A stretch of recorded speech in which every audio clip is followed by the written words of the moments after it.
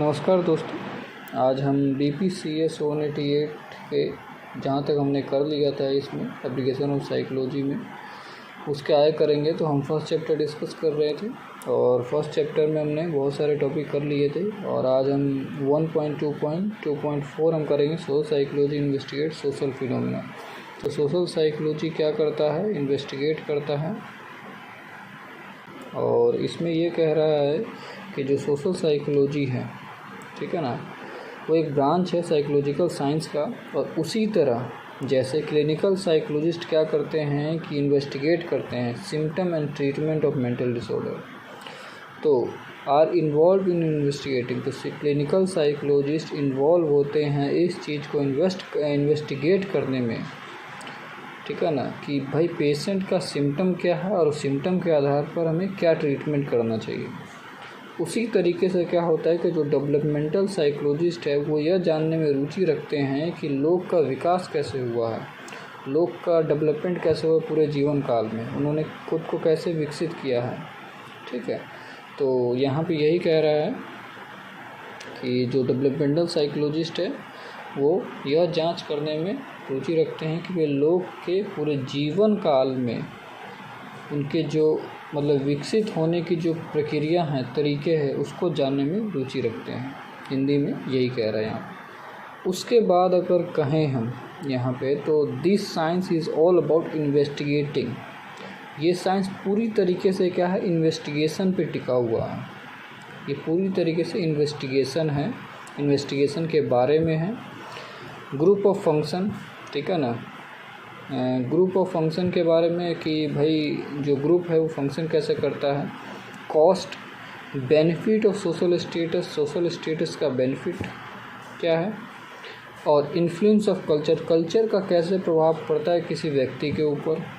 And all the other psychological process taking place with in society, जो society के अंदर जितने भी साइकोलॉजिकल प्रोसेस होते हैं उन सब के बारे में स्टडी करता है, ठीक है ना। तो ये यहाँ तक ये हमें समझाया गया। उसके बाद दूसरे में ये है कि तो यहाँ पे जो हमारा नेक्स्ट टॉपिक है वो है रिसर्च इन social psychology involve data collection. तो यहाँ पे कह रहा है कि जो सोशल साइकोलॉजी में रिसर्च में डेटा कलेक्शन शामिल है, ठीक है ना। तो सोशल साइकोलॉजी के रिसर्च में डेटा कलेक्शन शामिल है, यहाँ पे ये कह रहा है। और यहाँ पे लोगों को रोज़मर्रा के वैज्ञानिक के रूप में बुलाया गया है, ठीक है ना। तो एवरीडे साइंटिस्ट के रूप में लोगों को बुलाया गया है। क्योंकि यहाँ पे ये कह रहा है कि they try to find out, वो कोशिश करते हैं कि भाई बेसिक कारण क्या है, किसी भी चीज़ के पीछे जो बिहेवियर अकर हो रहा है, स्पेसिफिक बिहेवियर है, उसके पीछे का कारण क्या है। और उसके बाद उसको चिन्हित करते हैं और उसके बाद जानने की कोशिश करते हैं, एनालाइज करते हैं, उसको उसकी व्याख्या करते हैं, इंटरप्रेट करते हैं, कंक्लूड करते हैं तो इस बेसिक कॉज उसका, और उसके बाद उसका पता लगाते हैं क्या कारण है, ठीक है ना। ये सब करने के बाद में तो ये क्या मेनली यहीं पे यही कह रहा है। और अगर उदाहरण के से समझा जाए, for example if we are unable to perform, अगर यहाँ पे कह रहा है कि अगर इंटरव्यू में हम अच्छे से परफॉर्म नहीं करेंगे तो रीज़न ऑब्वियसली कोई ना कोई कारण तो होगा ही होगा। So what would have been the reason behind such performance, therefore the reason behind any behaviour और phenomena are analysed on the basis of the data. तो डाटा कलेक्शन करके ही हम ये जान सकते हैं कि भाई रीज़न क्या है कि लोग इंटरव्यू में इतना बेकार परफॉर्म कर रहे हैं।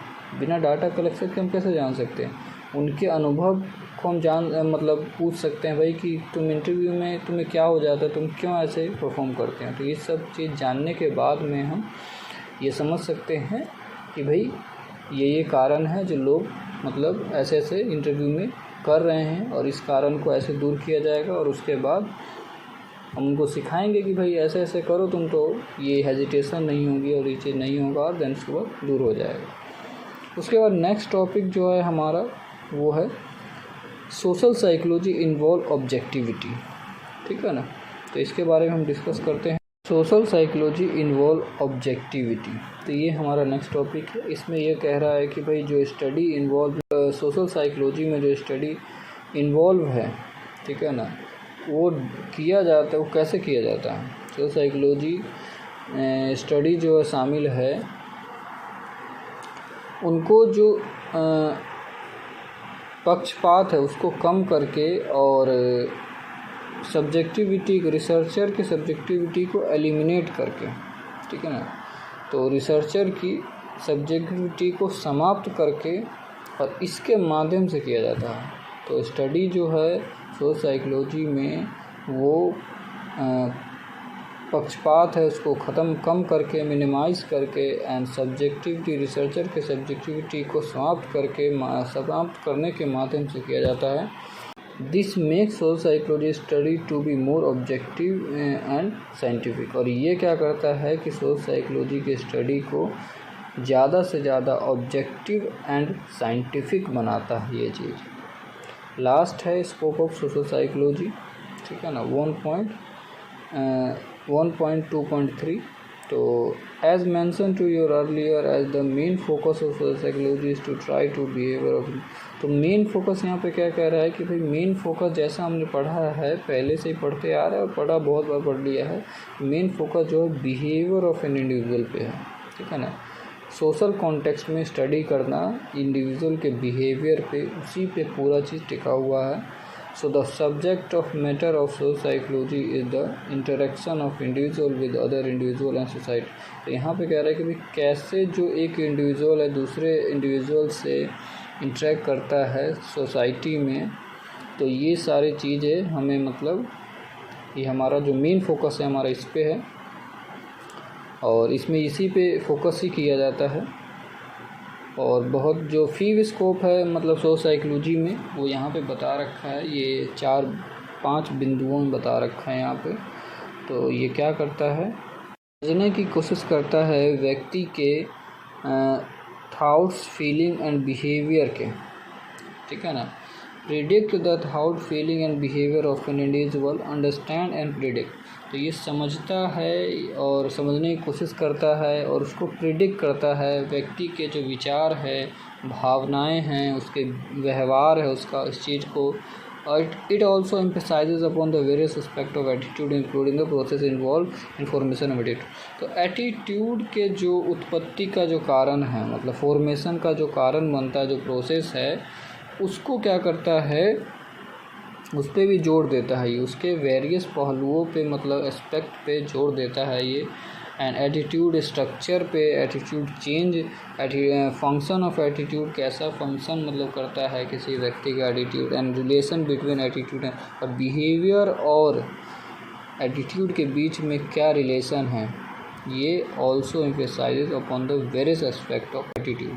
तो इसीलिए यहाँ पे कह रहा है कि ये अलग अलग एस्पेक्ट पे, पहलुओं पे, एटीट्यूड के पहलुओं पे जोड़ देता है ये, ठीक है ना, ये समझने के लिए कि व्यक्ति के एटीट्यूड और बिहेवियर में क्या फ़र्क है, ठीक है ना, फॉर्मेशन क्या है। उसके बाद कह रहा है, तो यहाँ पे कह रहा है कि ये जो है ये बिहेवियर के अलग अलग मतलब विभिन्न एट्रीब्यूशन को, ठीक है ना, गुणों को, उस गुणों की व्याख्या करने में मतलब, ठीक है ना, एक्सप्लेन करने में अपना योगदान देता है। यहाँ पे ये करा, तो it contribute toward explain the various attribution of behaviour. तो बिहेवियर के विभिन्न गुणों की व्याख्या करने में ये अपना योगदान देता है। ये एक्सप्लेन करता है कि लोग कैसे अपनी सोशल सराउंडिंग से चॉइस करते हैं, ठीक है ना, और सामाजिक जो सोशल कॉन्टेक्स्ट है उससे कैसे प्रभावित होते हैं लोग, कैसे, ठीक है ना, इस सब चीज़ों को बता रहा है। उसके बाद ये कह रहा है कि therefore social psychology is used as a reference, इसलिए सोशल साइकोलॉजी के एक रेफरेंस के रूप में, ठीक है ना, एक संदर्भ के रूप में यूज़ किया जाता है, ठीक है ना। एट्रीब्यूशन और जो इंडिविजुअल है उसके पर्सनल चॉइस को समझने के लिए यूज़ किया जाता है एक रेफरेंस के रूप में। उसके बाद कह रहा है कि social cognition is an important area of social psychology का एक बहुत ही महत्वपूर्ण जो एरिया है वो सोशल कॉग्निशन है। इससे हम क्या करते हैं कि ये हमें लोगों की जो परसीव है, डिलिब्रेट है एंड रिकलेक्ट इन्फॉर्मेशन है रिलेटेड सोशल स्टिमुली, तो सोशल उत्तेजनाओं से जो लोग कलेक्ट करते हैं, इसको समझते हैं कैसे, ठीक है ना, उसको कैसे लेते हैं, इस सब चीज़ों को, ठीक है ना, समझने का तरीका क्या है, इस सब चीज़ों को समझने में बहुत ही महत्वपूर्ण रोल अदा करता है ये सोशल कॉग्निशन। तो इसीलिए सोशल कॉग्निशन को क्या करते हैं कि हम एक इम्पोर्टेंट एरिया के रूप में मानते हैं सोशल साइकोलॉजी के। और various phenomena study under social cognition के अंदर बहुत सारे जो फिनोमिना है उसकी स्टडी की जाती है, जैसे पर्सन परसेप्शन, ठीक है ना, उसके बाद एट्रीब्यूशन प्रोसेस और स्कीम स्टीरियोटाइप, इस सब की स्टडी की जाती है इसके अंदर। उसके बाद कह रहा है कि social psychology also analysis the social influence of, तो ग्रुप एक इंडिविजुअल के बिहेवियर के ऊपर कैसे उसके सहयोगियों का, ठीक है ना, एक ग्रुप का प्रभाव होता है और बाकी जो फैमिली है, इस सब के बारे में ये बता रहा है।